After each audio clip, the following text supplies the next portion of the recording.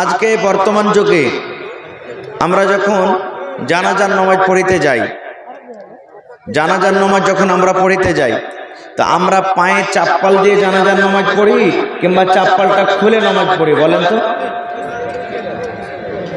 বলেন ভাই। খুলে পড়ি। আর কত ভাই পড়ি থাকে, কত ভাইকে দেখবেন যে ও জানছে যে চাপ্পাল পিন্ধা নামাজ পড়তে হয় না, তখন কি করবে জানেন?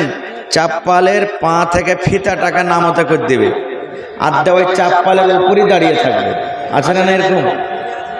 আচ্ছা বলেন তো, এটা চাপ্পাল খোলা হলো না পিন্ধাই হলো?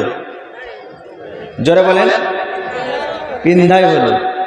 খুলতে গেলে ওকে ভালো করে খুলে সাইডে রাখতে হবে, আর না তো পিন্ধা থাকলে ভালো করে পিন্ধা থাকতে হবে। এটা ফের কেমন খোলা যে ফিতাখানটা পা থেকে বাইর করে দিলেন, ওর পরে আপনি খাড়িয়ে থাকলেন, ওইটা আপনার খোলা হয়ে গেল। এ ভাই মুসলমান, যদি আপনাকে বিশ্বাস থাকে, ভালো করে শুনেন, যদি আপনাকে বিশ্বাস থাকে যে আমার চাপ্পাল, আমার জুতা, আমার স্যান্ডেল পাক পবিত্র আছে, কোনো ময়ল কুচল নেই, তো আপনি ওইটাকে পিন্দি জানাজা নামাজ পড়িতে পারেন, কোনো অসুবিধা নেই, কোনো অসুবিধা নেই। এবার কত লোক যারা জানে না, হয়তো শরীয়ত বুঝে না, এখনই আমার শ্রদ্ধেয় দুইজন মেহমান শিক্ষা সম্পর্কে কত গুরুত্ব একবারে শর্ট টাইমে কথা বললেন, যে কত ভাই জানে না, শরীয়ত বুঝে না, দিন বুঝে না। যদি কোনো মৌলভী সাহেবকে বা যারা শরীয়তের কোন এমন কাজ করছেন যে জানছেন, তো ডাইরেক্ট ওকে জিজ্ঞাসা না করে যে ভাই এটা কি শরীয়ত আছে, না করে এর সামনে ওর সামনে ওর সামনে একবারে এমন বমের মতন করে বিস্ফোট করবে যে বলার শেষ নেই। এই সালামুলবি এই দুদিন থেকে পড়ে এসেছে, এরকম ওরকম ফতোয়া দিচ্ছে। কত বড় এই পড়ালেখা হয়ে গেছে, এতদিন থেকে এরকম হয়নি, এখন এরকম হচ্ছে বলছে কি বলে না? ভাই আমার, একটা বুখারী শরীফের হাদিস শুনেন। আল্লাহর নবী মসজিদে নববী মদিনার মসজিদে নামাজ পড়ছেন, সাহাবায়ে কেরাম সাথে আছেন, জামাতে নামাজ চলছে। আল্লাহ রাসূল জামাতে নামাজ পড়ছেন, সাহাবায়ে কেরামও নামাজ পড়ছেন, জামাতে নামাজ চলছে। আল্লাহ রাসূল ইমাম হয়ে আছেন, সাহাবায়ে কেরাম মুক্তাদি, নামাজ চলছে। আর নামাজ কোন হালাতে জানেন? জুতা পিন্ধা নামাজ পড়ছেন মসজিদের ভিতরে। কোনো গল্প কিসসা কাহিনী না, সহিহ হাদিস। সাহাবায়ে কেরাম আল্লাহর নবী জুতা পিন্ধে নামাজ পড়ছেন, ফরজ নামাজ, কোনো সুন্নাত নফল নয়, ফরজ নামাজ পড়ছেন জুতা পিন্ধে। এবার নামাজ পড়তে পড়তে হঠাৎ করে আল্লাহ রাসূল সাল্লাল্লাহু আলাইহি সাল্লাম জুতাটাকে খুলে সাইডে রেখে দিলেন নামাজের হালাতে। ধর আল্লাহু আকবার বলে হাত বেঁধে আছেন, দোয়া পড়ছেন, দোয়া পড়তে পড়তে কি হলো না হলো, এবার জুতাটাকে খুলে আল্লাহ রাসূল এরকম ভাবে পা দিয়ে সাইডে হটিয়ে দিলেন। সাহাবায়ে কেরাম আল্লাহ রাসূল সাল্লাল্লাহু আলাইহি সাল্লামের দেখা পর মনে করলেন যে মনে হয় আজ থেকে নামাজের হালাতে জুতা পিন্ধা নামাজ পড়াটা বুঝেন আল্লাহ মানা করে দিলেন, হারাম হয়ে গেল। তো রসুল যখন খুলে দিলেন, তা আমরাও খুলে দিই। সাহাবায়ে কেরাম সব জুতা খুলে দিলেন, যতটি মসজিদে নামাজ পড়ছিলেন জুতা পিন্ধা সবাই জুতা খুলে দিলেন। এবারে নামাজ শেষ হলো, সালাম ফিরলেন।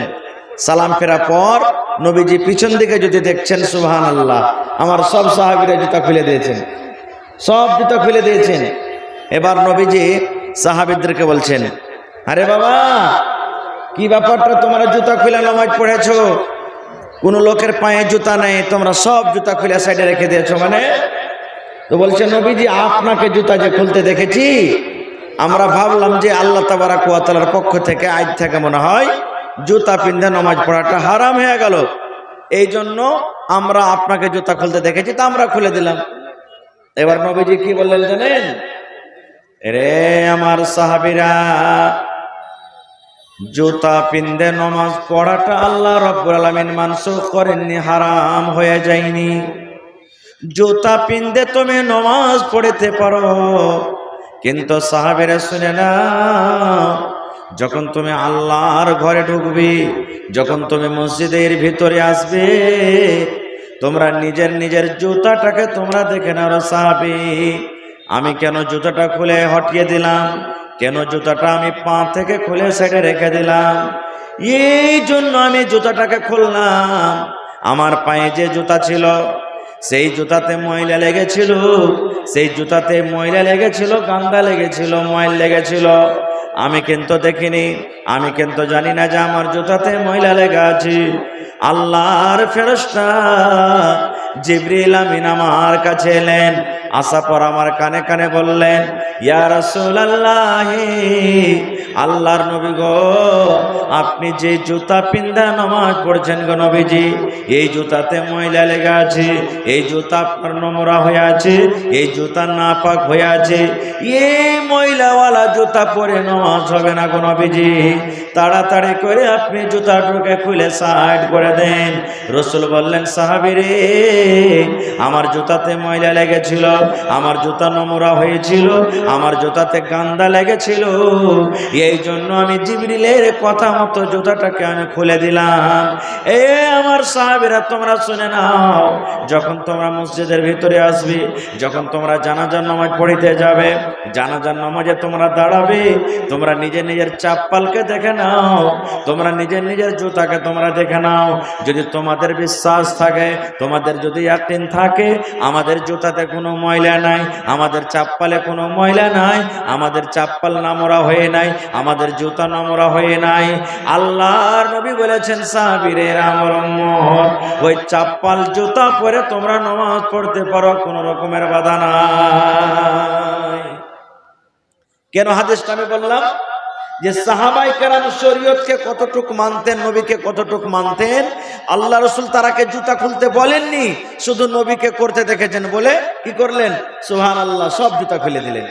আর আজকে আমাদের প্রতি শরীয়ত এত ভাবে বলা হয়েছে, দিনের কথা এত বলা হয়েছে, একদিক থেকে আমরা শুনছি আর একদিক থেকে আমাদের বের হয়ে চলে যায়। আর একটু আগে চলেন, আনাস রাদিয়াল্লাহু তাআলা আনহু, আনাস বিন মালিক রাদিয়াল্লাহু তাআলা আনহু একজন সাহাবী, উনি বলছেন যে আমি আবু তালহা রাদিয়াল্লাহু তাআলা আনহুর বাড়িতে আমি মদ পান করেছিলাম, লোককে শরাব পান করেছিলাম। আজকে যখন আপনার বাড়িতে কুটুম আসে তো নাস্তা দেন, নাস্তা দেন কি দেন না? হানা বলেন নাস্তা দেন, তারপরে তখন চা বানিয়ে দেন নাকি? তো চা বানিয়ে দেওয়াতে, নাস্তা দেওয়াতে আমাদেরকে কোনো লজ্জা হয়? আমাদেরকে শরম লাগে? চা খেতে দিতে শরম লাগে? না খেতে দিতে হলে শরম লাগবে, কিন্তু খেতে দিলে শরম লাগবে না, ওইটা ইজ্জত সম্মান করা হলো। তো আনাস বিন মালিক রাদিয়াল্লাহু তাআলা আনহু বলছেন, আবু তালহার বাড়িতে একটা পার্টি চলছে, 10 জন 20 জন 50 জন একটা পার্টি চলছে। আর আবু তালহা রাদিয়াল্লাহু তাআলা আমাকে বলছেন যে আনাস, আমার বাড়িতে যতটি কুটুম আছে সবটিকে মদ পান করো, শরাব পান করো। সুবহানাল্লাহ। তখন কিন্তু শরাব হারাম হয়নি, শরাব পান করা তখন হারাম হয়নি। তো আনাস বিন মালিক বলছেন যে আমি সবকে মদ পান করাচ্ছি, শরাব পান করাচ্ছি, কাপে ঢেলে ঢেলে, গিলাসে ঢেলে ঢেলে, লোটাতে ঢেলে ঢেলে সবকে দিচ্ছি আমি, চলছে, খুব মজ মাস্তি চলছে, শরাব পান করছে।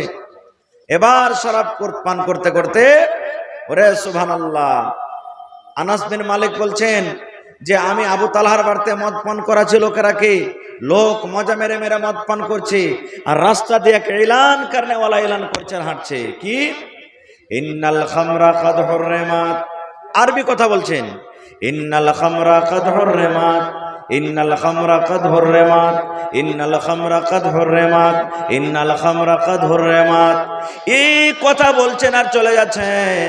এর মানে হলো আজ থেকে মদ হারাম হয়ে গেল, আল্লাহ মদকে হারাম করে দিলেন, আজ থেকে মদকে হারাম করে দেওয়া হলো। ইন্নাল খামরা কাদ হুররিমাত, আজ থেকে মদ হারাম করে দেওয়া হলো। ও মদিরা লোকেরা, তোমরা আর মদ পান করতে পাবে না, তোমরা আর দারু পান করতে পাবে না, তোমরা শরাব পান করতে পাবে না, আজ থেকে শরাব হারাম করে দেওয়া হলো, শরাবকে হারাম করে দেওয়া হলো, মদকে হারাম করে দেওয়া হলো, মদকে হারাম করে দেওয়া হলো। লোকটা বলছেন আর চলে যাচ্ছেন। আনাস বিন মালিক রাদিয়াল্লাহু তাআলা আনহু ছোট ছেলে, সবকে পানি পান করেছেন, মদ পান করেছেন। ও তখন বলছেন যে কে কথাটা বলছে, যে দেখি তো। এবার ওই সাহাবী আনাস বিন মালিক রাদিয়াল্লাহু তাআলা আনহু রাস্তাতে এসে দেখছেন যে একজন সাহাবী বলছেন ইন্নাল খামরা কাদ হুররিমাত, বলছেন আর রাস্তা দিয়ে চলে যাচ্ছেন, বলছেন আর রাস্তা দিয়ে চলে যাচ্ছেন। তখন দৌড়াইতে দৌড়াইতে যে আবু তালহাকে বলছেন, হে আল্লাহর বান্দা, আর কি শুনেছেন কিছু? বলছে কি হয়েছে? বলছে আল্লাহ রাসূলের এলান হয়েছে আজ থেকে মদ পান করা হারাম। ওরে সুবহানাল্লাহ, সাহাবায়ে কেরাম নবীর কথাটুক কথা মানতেন।